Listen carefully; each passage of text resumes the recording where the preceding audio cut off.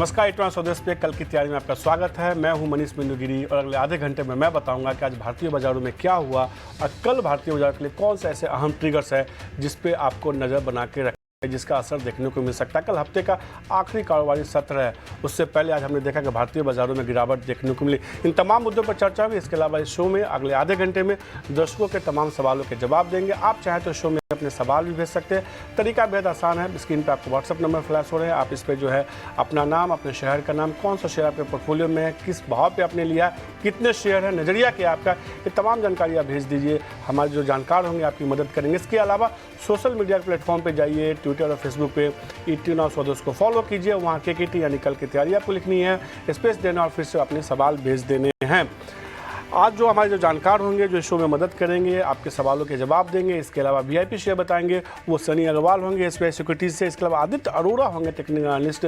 उनसे हम समझने की कोशिश करेंगे कि बाजार को लेकर अब क्या नज़रिया बनता हुआ दिख रहा है, क्योंकि आज हमने देखा कि भारतीय बाजारों में काफ़ी दिनों के बाद एक अच्छी खासी गिरावट देखने को मिली और ख़ासतौर पर निफ्टी के मुकाबले बैंक निफ्टी देखिए, वहाँ काफ़ी ज़्यादा गिरावट देखने को मिले। कल भी जब डिस्कस कर रहे तो यही बात निकल के आ रही थी कि निफ्टी थोड़ी मजबूती दिखा रहा था, लेकिन बैंक निफ्टी कल भी कमज़ोर था और आज ये गिरावट और बढ़ाती हुई दिखी। बैंक निफ्टी देखिए दिन के निचले स्तर के आसपास बंद हुआ।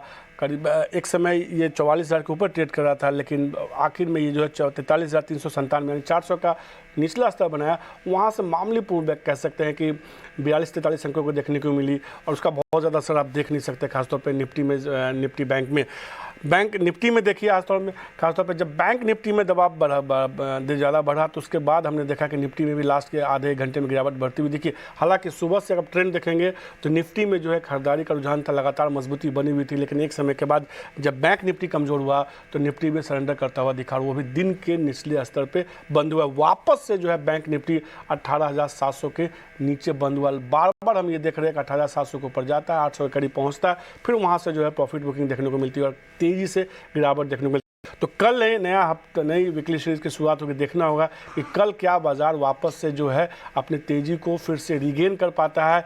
केवल एक्सपायरी का प्रेशर था, इस वजह से दबाव देखने को मिला, या वापस से बाजार में थोड़ा सा और दबाव देखने को मिल सकता है। वैसे स्टॉक्स की बात की जाए, खासतौर पे कौन से ऐसे शेयर थे जो आज बाजार पे दबाव बना रहे थे, तो कई सारे स्टॉक्स थे जहां पे हमने देखा कि आज के दिन में गिरावट देखने को मिली।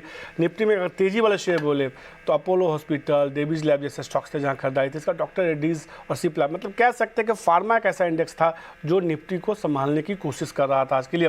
गिरावट वाले शेयर देखिए तो बैंकिंग स्टॉक्स ही अधिकांश आपको दिखेंगे, heavy weight banking stocks, IndusInd bank, Kotak bank, Wipro, SBI जैसे स्टॉक्स थे जहां दबाव देखने को मिला। और हमने देखा कि इसकी वजह से ही निफ्टी पर दबाव बनता हुआ दिखा लास्ट के आधे एक घंटे में। अगर कुछ ऐसे स्टॉक्स जो निफ्टी बैंक की बात की जाए तो 12 में से 9 शेयर में गिरावट थी, तो दो या 3 शेयर थे जहां मजबूती थी। खासतौर पर देखिए IDFC first bank, AU small finance में मजबूती थी। इसके अलावा एक्सिस बैंक था जो लास्ट में जब हुआ तो एडजस्टेड बार में थोड़ी सी उसमें मजबूती देखने को मिली। तो कह सकते हैं कि 3 शेयर मजबूती थे। वैसे IDFC फर्स्ट बैंक था जो गिरते हुए बाजार में जो है आज हीरो बनता हुआ दिखा। अगर निफ्टी बैंक के कमजोरी वाले शेयर की बात की जाए तो कमोबेश से 9 शेयर में दबाव था। PNB, बंधन bank, bank of Baroda, federal bank, इसके अलावा कोटक बैंक की मैंने बात कर ली, इंडसइंड बैंक जैसे स्टॉक्स थे वहाँ भी दबाव देखने को मिला था। अगर कुछ सेक्टर्स बात करें कि जो गिरते हुए बाजार में भी खुद को संभालने की कोशिश कर रहे थे, थोड़ी मजबूती दिखा रहे थे, तो ऑटो, फार्मा जैसा मैंने बताया, कई सारे फार्मा स्टॉक्स थे निफ्टी में जिसमें हमने खरीदारी देखने को मिली। FMC जैसे स्टॉक्स थे जहाँ थोड़ी मजबूती बनती हुई दिखी। सेक्टर जो कमजोर हुए, IT हमेशा की तरह फिर से आज कमजोर होता हुआ दिखा। बैंकिंग शेयर में दबाव था तो बैंक निश्चित रूप से बैंक ऐसा सेक्टर इंडेक्स था जहां दबाव था। इसके अलावा मेटल देखिए, हमने देखा कल के सत्र में सबसे ज़्यादा तेजी मेटल शेयर में देखने को मिली थी। मेटल इंडेक्स सेक्टर ऐसा था जो मजबूत था। गिरने वाले सेक्टर की मैं बात कर रहा हूँ तो वहाँ जो है आज हमने देखा कि मेटल इंडेक्स में भी दबाव था, IT में दबाव देखने को मिला, बैंक में दबाव देखने को मिला। इसके अलावा POC एक ऐसा सेक्टर बैंक का था जहां दबाव देखने को मिला। अब कुछ आज के हीरो स्टॉक्स बात कीजिए, मैं फिर से आपको बता रहा कि तमाम हीरो स्टॉक्स आप देखिए ध्यान से, ये स्मॉल कैप और मिड कैप स्टॉक्स है और स्मॉल कैप और मिड कैप स्टॉक्स में लगातार खरीदारी का रुझान बना हुआ है। बीते 1-1.5 महीने से मैं लगातार आपको यही कह रहा हूँ कि स्मॉल कैप, मिड कैप शेयरों पर नज़र बना के रखिए, उन शेयरों में मजबूती देखने को, और इन शेयरों पर नज़र बना के रखिए। कल के भी ट्रेड में इसमें से कई शेयर हो सकते हैं थोड़ी पुलबैक रैली देखने को मिले। आज के ट्रेड में देखिए Jubilant industries, Lokesh machine, HEG, poly Medicore जैसे स्टॉक थे जहाँ मजबूती देखने को मिल सकता। Capri global, supreme petro, Rajesh export जैसे स्टॉक थे जहाँ मजबूती थी।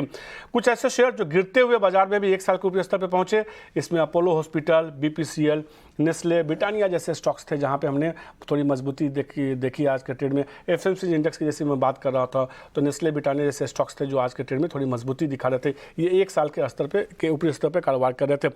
अब अपने जानकारों से समझने का ये समय आ चुका है कि बाजार में यहाँ से क्या करना चाहिए। सनी और आदित्य, आपका शुक्रिया इतना स्वदेश को देने के लिए। शुरुआत आदित्य आपके साथ ही मैं करूँगा। हमने देखा कि जिस तरीके से एक्सपायरी के आखिरी दिन कल से ही बैंक निफ्टी जो है लगातार जो है कमजोरी का संकेत दे रहा था, लेकिन आज जिस तरह से गिरावट देखने को मिली और दिन के निचले स्तर पे बंद हुआ, उसकी वजह से निफ्टी भी कमजोर हुआ। ये गिरावट सिर्फ एक्सपायरी की वजह से आई है या आपको लगता है कि नहीं थोड़ा और भी दबाव देखने को मिल सकता है? Good evening. देखिए, बाजार में अभी एक्सपायरी रिलेटेड वॉलेटिलिटी तो है, पर आप अगर ग्लोबल बाजार में देखें तो काफी सारे इवेंट चल रहे हैं, जैसे कि फेड की मीटिंग थी और आज ईसीबी के इंटरेस्ट रेट की बात हो रही है, फिर चाइना के इंटरेस्ट रेट की बात हो रही है। तो ये जो ग्लोबल मॉनेटरी पॉलिसी चल रही है उसकी वजह से बाजार में थोड़ा सा टर्मोइल है, थोड़ी सी वॉलेटिलिटी है, पर ये मेरे हिसाब से बहुत शॉर्ट लिव्ड है, क्योंकि अगर आप लॉन्ग टर्म स्ट्रक्चर देखें बाजार का तो एक बुलिश पैटर्न बन रहा है। और इस पैटर्न के हिसाब से जो भी वॉलेटिलिटी है या शॉर्ट टर्म डिप आता है बाजार में, वो एक खरीदने का अवसर रहेगा। क्योंकि आप अगर ऐसा लंबा नजरिया बनाए 1 से 3 महीने का, तो लगता है कि यहाँ से 500 से 1000 पॉइंट की तेजी आ सकती है निफ्टी में। राय आते हुए आदित्य की तरफ से कि वापस से जब पुल बैक रैली है तो अच्छी मजबूती देखने को मिल सकती है। और इसी भी की तरफ से ये खबर भी आती हुई अभी जस्ट आई है कि इसने जो ब्याज दरें जो है 4.5% बढ़ा दी है और अब ये 3.5% के आसपास हो चुका है।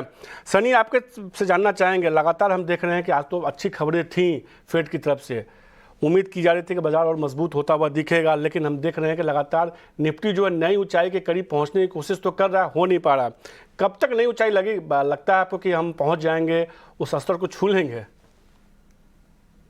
या तो गुड इवनिंग। डेफिनेटली एक बात तो पक्की है कि अगर हमें नई ऊंचाई लगाना है तो बेसिकली जो हेवी वेट्स है उनको रैली में पार्टिसिपेट करना होगा। तो जैसे आपने सही कहा कि बैंक निफ्टी में कहीं ना कहीं एक प्रेशर बना हुआ है, उसमें भी मुझे लगता है कि कहीं ना कहीं एचडीएफसी बैंक और एचडीएफसी लिमिटेड के का जो मर्जर है उसके चलते फंड फ्लो ड्रिवन सेलिंग चल रही है। कि हमने एक रिसेंटली डेवलपमेंट देखी कि mutual fund can't own more than 10% in a combined entity.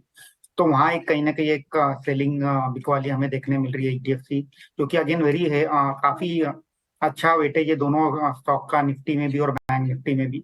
और अगर मैं दूसरी ओर बात करता हूँ तो हेवी वेट्स लाइक रिलायंस और for that matter TCS, they are also in a consolidation mode, sideways move कर रहे हैं। तो जब तक ये जो हेवी वेट है bank Nifty at the same time Reliance and TCS, ये जब तक रैली में पार्टिसिपेट नहीं करेंगे, मुझे नहीं लगता है कि हम लोग नए हाई की ओर जाएंगे। बट हैविंग सेड दैट, अगर हम थोड़ा ब्रॉडर मार्केट की ओर अगर ध्यान देते हैं तो ब्रॉडर मार्केट में काफी सारे स्टॉक है जो 52 वीक हाई, लाइफ हाई के आसपास अब ट्रेड होने लगे हैं। तो रैली ब्रॉड बेस ऑलरेडी दिख रही है। हालांकि जो बेंचमार्क इंडाइसेस है वहां उसमें कहीं ना कहीं एक रेजिस्टेंस बना हुआ है। बट अगर हम स्टॉक स्पेसिफिक अप्रोच लेंगे तो डेफिनेटली काफी काफी सारे इन्वेस्टर लोगों का पैसा बना भी है। इनफैक्ट पिछले कुछ सत्रों में कुछ कुछ मिड कैप स्मॉल कैप में बहुत ज्यादा हेवी अपसाइड देखने मिला है। अगर वहां थोड़ा बहुत कंसोलिडेशन होता है टाइम वाइज या प्राइस वाइज, तो वो मार्केट के लिए एक हेल्दी करेक्शन भी रहेगा, ताकि नेक्स्ट अपमूव के लिए एक बेस बन जाएगा और वहां से एक अपसाइड हमें देखने मिलेगा। तौर पर सनी ये कहने की कोशिश कर रहे हैं कि बाजार जो है 2 कदम आगे बढ़ने के लिए 1 कदम पीछे आया है, तो गिरावट पे घबराने की बात नहीं, यहाँ से अच्छी मजबूती देखने को मिल सकती है। और जिस तरह से लगातार स्मॉल कैप और मिड कैप शेयर में पिछले 2-2.5 महीनों में मजबूती आई है, वो ये संकेत दे रहा है कि बाजार की ये तेजी फिलहाल ठहरने वाली नहीं है, बाजार थोड़ा कमजोर हो, वापस से एक अच्छी खरीदारी देखने को मिल सकती है। इसलिए सवाल जवाब के सिलसिला को आगे बढ़ाते हैं और आपके पोर्टफोलियो में जो शेयर है उस पर जानने की कोशिश करते हैं कि क्या करना चाहिए।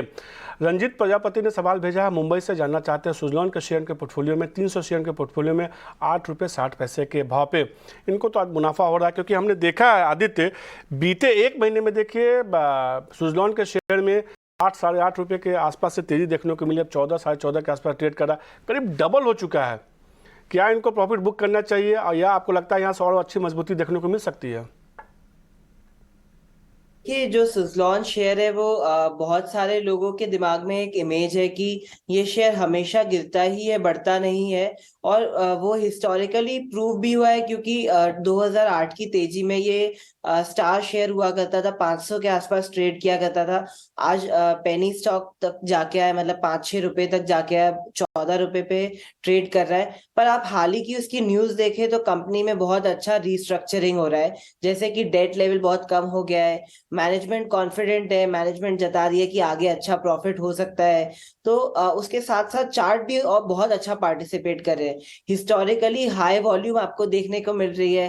तो इसमें आपको एक फंडा टेक्नो व्यू काफी स्ट्रांग बन के आ रहा है, और ये वॉल्यूम्स भी यही जता रहे हैं कि इंस्टीट्यूशंस इसमें अक्यूमुलेट कर रहे हैं और आगे जाके इसमें अच्छी तेजी भी देख रहे हैं।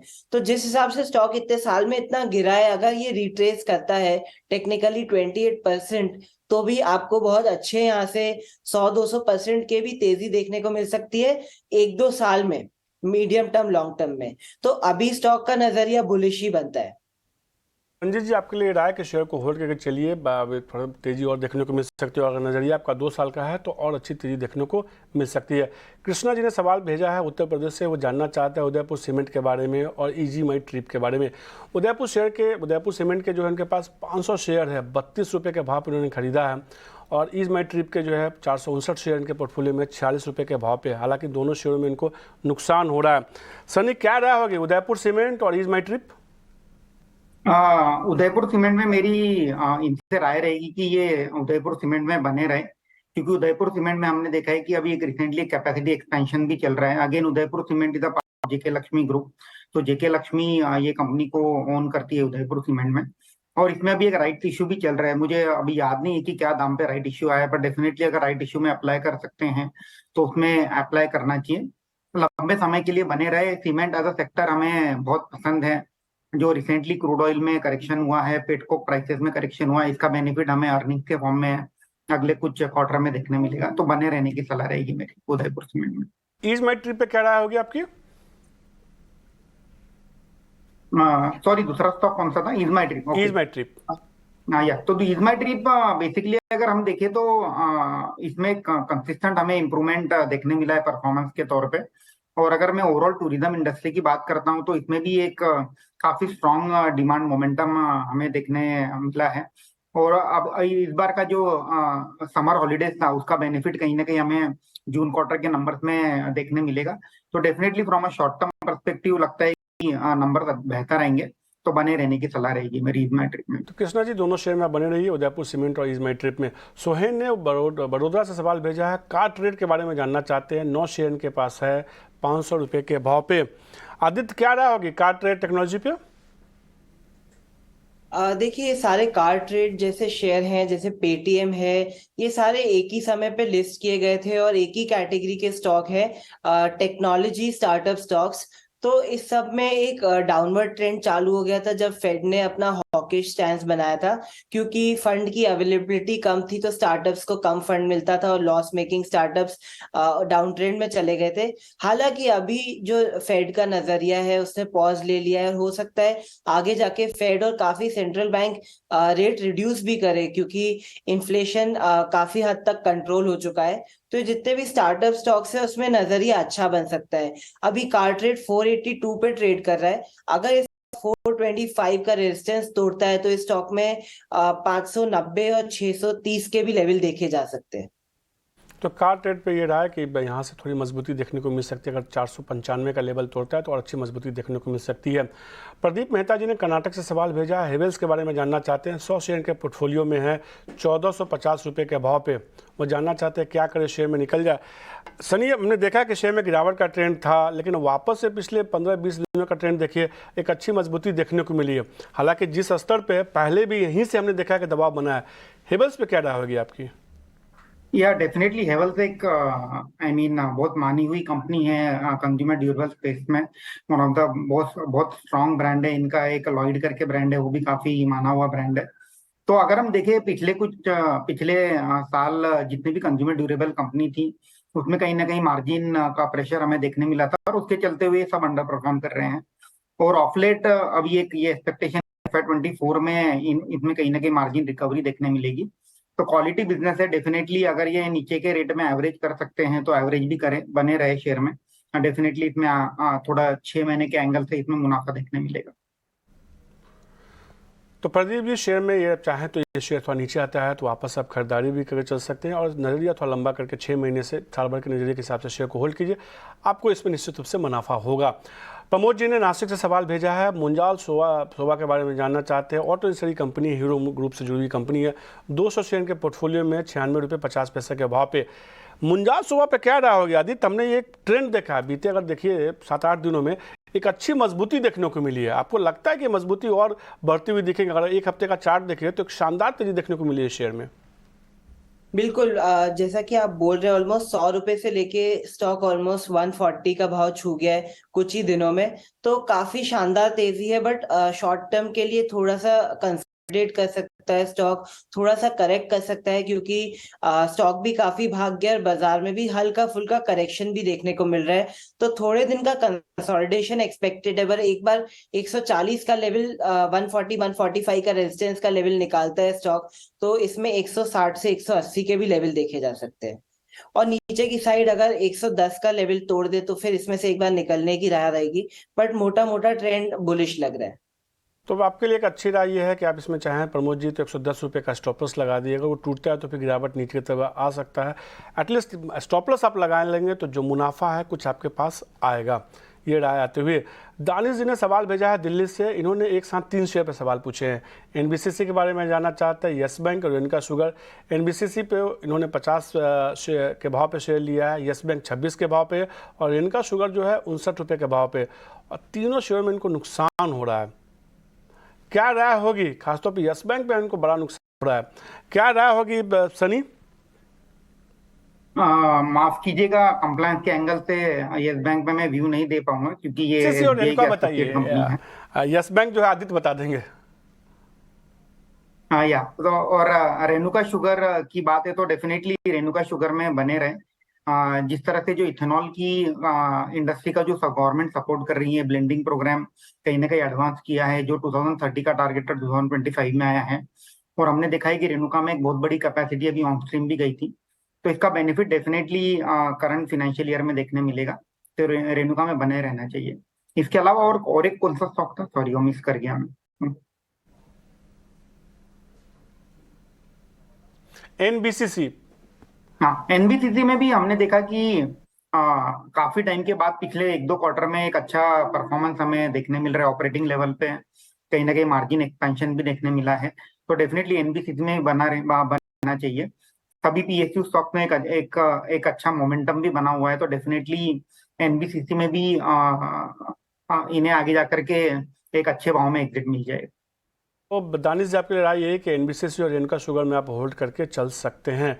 यस बैंक पे क्या रहा है सनी? इन्होंने, दानिश जी ने जो है 26 रुपये के भाव पे लिया है, और दिसंबर में हमने देखा था 25-26 के लेवल पहुंचा, तो वहां से हमने देखा कि शेयर में काफ़ी गिरावट वापस से लौटी है। क्या इनको वापस से 26 का भाव मिल जाएगा? देखिए यस बैंक देखिए काफी स्पेक्युलेटिव काउंटर है, और काफी लंबे चौड़े स्विंग देखने को मिलते हैं। जैसा कि हमने देखा थोड़े टाइम पहले इसका भाव 12 रुपए हुआ करता था, वहां से 24 गया, फिर 24 से वापस 13 गया। तो इसमें थोड़ा टाइमिंग इंपॉर्टेंट है। तो अभी के लेवल पे वो कंसोलिडेट कर रहा है, एक बेस बना रहा है, पर इसमें एक लेवल है जिसको क्रॉस करता है तो लंबी चौड़ी तेजी देखने को मिल सकती है, वो है 18.80। अगर वो लेवल क्रॉस होता है तो इसमें ऑलमोस्ट 1 से 4 रुपए की तेजी आ सकती है, डिपेंडिंग ऑन द वॉल्यूम्स, और उस समय एसएल लगाना चाहिए 18 रुपए का। तो यस बैंक पे ये रहा है तो 18 के ऊपर जाएगा तो यहाँ से एक अच्छी मजबूती देखने को मिल सकती है। 18 रुपये के ऊपर आ जाता है तेजी देखने को मिल सकती है। अगला जो सवाल है ब्रजेश जी ने पूछा है सहारनपुर से, जोमेटो के बारे में जानना चाहते हैं। 2617 शेयर के पोर्टफोलियो में 78 रुपये 50 पैसे के भाव पे, लगता है इन्होंने हाल में खरीदा या पहले खरीदा, क्योंकि हमने देखा है कि बीते अगर 1-1.5 महीने में देखे सनी तो जोमेटो में एक अच्छी मजबूती देखने को मिली है। कई सारे जो है कंपनी की तरफ से पॉजिटिव कमेंट्री आई, उसका असर देखने को मिला शेयर में। क्या राय होगी जोमेटो पे आपकी? या डेफिनेटली बने रहना चाहिए जोमेटो में। अगर पिछले 2-3 क्वार्टर के हम अगर ऑपरेटिंग मेट्रिक देखते हैं तो उसमें कंसिस्टेंटली हमें सिक्वेंशियल इंप्रूवमेंट देखने मिला है, और मैनेजमेंट ने एक एनालिस्ट कम्युनिटी को, इन्वेस्टर को एक आश्वासन भी दिया है कि अगले 2 से 4 क्वार्टर में ये डेफिनेटली कैश फ्लो पॉजिटिव हो जाएंगे, कैश बर्न कम होगा। तो के चलते हुए हमने स्टॉक में एक रैली भी देखी रिसेंटली, जो पिछले 1-2 महीने में जो अप मूव हुआ है वो उसी के चलते हुआ है। डेफिनेटली बने रहना चाहिए, ओलिगोपोली बिजनेस है। ये बिजनेस में थोड़ा सा पेशेंस रखना होगा कि 2-3 साल बाद जब भी इनमें जब नए कस्टमर जुड़ेंगे, फ्रीक्वेंसी ऑफ ऑर्डर बढ़ेगी, तो इसमें एक J curve hockey stick kind of earning growth भी देखने मिल सकती है। तो थोड़ा पेशेंटली होल्ड करेंगे तो एक लंबे अवधि में अच्छा पैसा बनाने का मौका देगा ये स्टॉक। तो वजह से शेयर को होल्ड करिए, नजरिया थोड़ा लंबा कर लिए, अच्छा पैसा इसमें बनता हुआ दिख सकता है, ऐसा सनी जी को भरोसा है। 100 रुपये का भाव पूछा तो इनका सीधे तौर पे सनी जी कह रहे हैं कि यहाँ से मजबूती देखने को मिल सकती है। मोहंती जी ने सवाल पूछा है जामनगर से, संवर्धना मदरसन के बारे में जानना चाहते हैं। 500 शेयर के पोर्टफोलियो में 67 रुपये के भाव पे वो सीधे तौर पे ये पूछ रहे हैं आदित्य, इसलिए सीधे जवाब दे दीजिएगा इसका कि क्या इस लेवल पे मैं बेच के निकल जाऊं, उनको मुनाफा हो रहा है? नहीं, इस लेवल पे बेच के नहीं निकलना चाहिए, क्योंकि स्टॉक जिस हिसाब से पैटर्न बना रहा है, जो भी बैड न्यूज थी काउंटर में वो ऑलरेडी डिस्काउंट इन हो गई है। जो भी बुरा समय था स्टॉक का थोड़ा खत्म हो गया। मुझे लगता है स्टॉक में यहाँ से भी 5 से 15 रुपए की तेजी देखी जा सकती है 3 महीने में, तो यहाँ पे होल्ड करना चाहिए। स्टॉप लॉस बताएंगे क्या? 67 रुपये के भाव पे इनकी खरीद है, मेरे हिसाब से 71 का स्टॉप लॉस लगाना चाहिए। तो 71 रुपये का आप इसमें स्टॉपर्स लगा लीजिए। लेकिन आदित्य को लगता है कि थोड़ा नज़रिया आप लंबा करते हैं तो शेयर में और अच्छी मजबूती देखने को मिल सकती है इस राय आते हुए मदरसन पे। प्रवीण जी ने सवाल भेजा गुवाहाटी से, प्राज के बारे में जानना चाहते हैं। 1000 शेयर है 393 रुपये के भाव पे, प्राज पे क्या राय होगी सनी? जब जब एथेनॉल की खबर आती है इस शेयर में एक अच्छी मजबूती देखने को मिलती है, फिर एक रेंज में ट्रेड करने लगता है, क्या यहाँ से और अच्छी आपको मजबूती दिख रही है? डेफिनेटली प्राइस में बने रहना चाहिए। हमने ये हमारे क्लाइंट्स को भी रिकमेंड कर रखा है ये स्टॉक पोर्टफोलियो में। तो डेफिनेटली मुझे लगता है कि इसमें जब भी एक नेक्स्ट कंसोलिडेशन के अप मूव होगा, हमें 450 प्लस के टारगेट इसमें देखने मिलेंगे। तो बने रहिए, और इथेनॉल की स्टोरी इनडायरेक्टली डेफिनेटली प्राइस के थ्रू प्ले होगी। तो होल्ड करने की सलाह, मजबूती यहाँ से देखने को मिल सकती है। आरिफ हकमीन साहब ने सवाल भेजा है गाजियाबाद से, वो पिरामल फार्मा के बारे में जानना चाहते हैं। 600 शेयर के पोर्टफोलियो में 88 रुपये के भाव पे हमने ये देखा आदित्य कि शेयर में जो है 70-72 के जोन से वापस एक अच्छी मजबूती देखने को मिली, और लगातार कह सकते हैं कि एक वन वे रैली थी ये, 92-93 के जोन में ट्रेड कर रहा है। आपकी क्या राय होगी पिरामल फार्मा पे? देखिए, जितने भी फार्मा काउंटर्स है उनका एक अच्छा समय लौट चुका है, क्योंकि फार्मा सेक्टर एज अ वापस लाइमलाइट में आ गया है, और जो पैटर्न्स बन रहे हैं निफ्टी फार्मा इंडेक्स के वो काफी बुलिश है। तो इसमें आज आप देख सकते हैं काफी सारे काउंटर ने तेजी दिखाई, कुछ कुछ स्टॉक्स तो 20% प्लस भी थे। तो हालांकि पिरामल फार्मा चार्ट पे इतना स्ट्रांग नहीं है, बट सेक्टर का आउटलुक स्ट्रांग हो रहा है, तो इसमें मॉडरेट बुलिश एक्सपेक्ट की जा सकती है। मतलब 5 से 10% की तेजी यहाँ से अभी भी एक्सपेक्ट की जा सकती है। तेजी और भी देखने को मिल सकती है। आरिफ जी, शेयर को होल्ड करके चलिए। तो कई सारे शेयरों पे हमने बात की, दर्शकों के तमाम सवालों के जवाब दिए, बाजार के बारे में आपको बताया कैसा रहा आज का बाजार। लेकिन अब अपने जानकारों से समझने का समय आ चुका है कि उनके रडार पे वो कौन से शेयर हैं जिसमें उनको लगता है कि अगर ट्रेड करते हैं, निवेश करते हैं, खरीदारी करते हैं तो मुनाफा देखने को मिल सकता है। बात करते हैं वीआईपी स्टॉक्स की।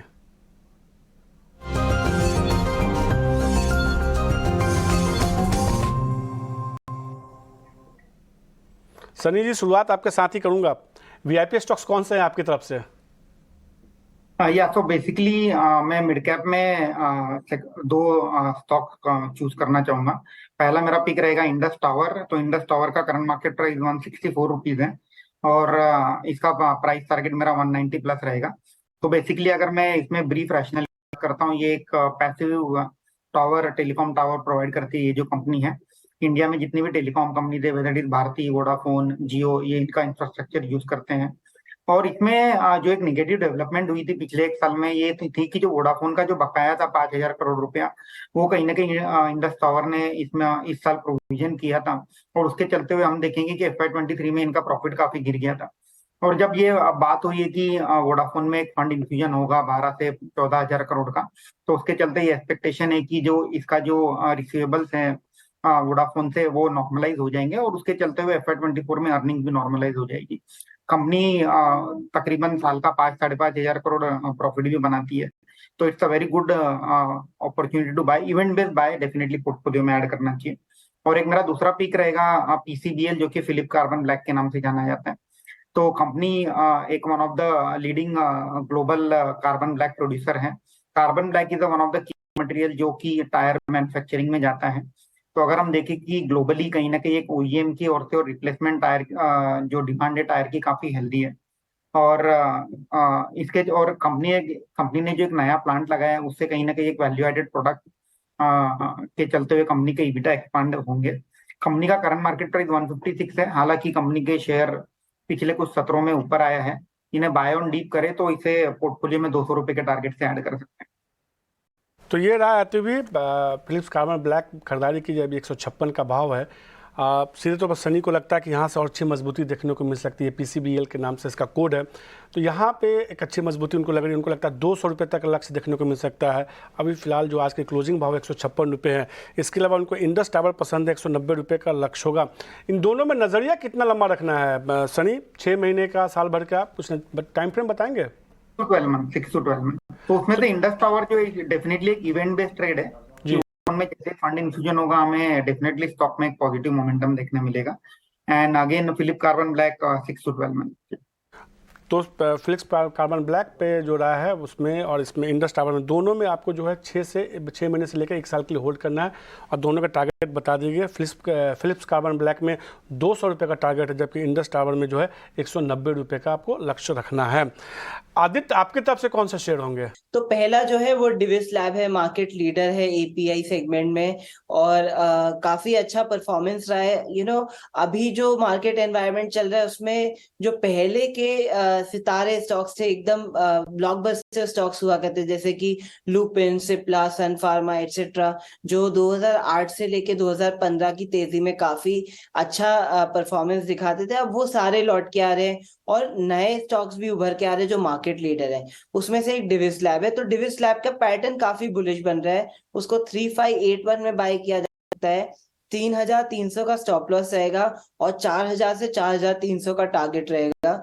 दूसरा है राजेश एक्सपोर्ट, जिसे 606 में बाय किया जा सकता है। 560 का स्टॉप लॉस रहेगा और 670 से 700 का टारगेट रहेगा। राजेश एक्सपोर्ट और डिविस लैब 2 शेयर खरीदारी करने की सलाह दी गई है। आदित्य की तरफ से उनको लगता है कि मजबूती देखने को मिल सकती है। राजेश एक्सपोर्ट में 670 से लेकर 700 रुपये तक आपको टारगेट रखना है, जबकि डिविस लैब में आपको 4000 से लेकर 4300 तक का टारगेट रखना है। स्टॉप लॉस डिविस लैब में 3300 रुपये तक का लगाना है। आज भी हमने देखा शेयर में अच्छी मजबूती देखने को मिली और बीते कुछ सत्रों से देखिए लगातार इस शेयर में खरीदारी का ट्रेंड देखने को मिला। आदित्य और सनी, शुक्रिया आपका इटनो स्वदेश को समय देने के लिए और कई सारे शेयरों पर चर्चा करने के लिए। कल की तैयारी में आज के लिए इतना ही। मुझे दीजिए इजाज़त। नमस्कार।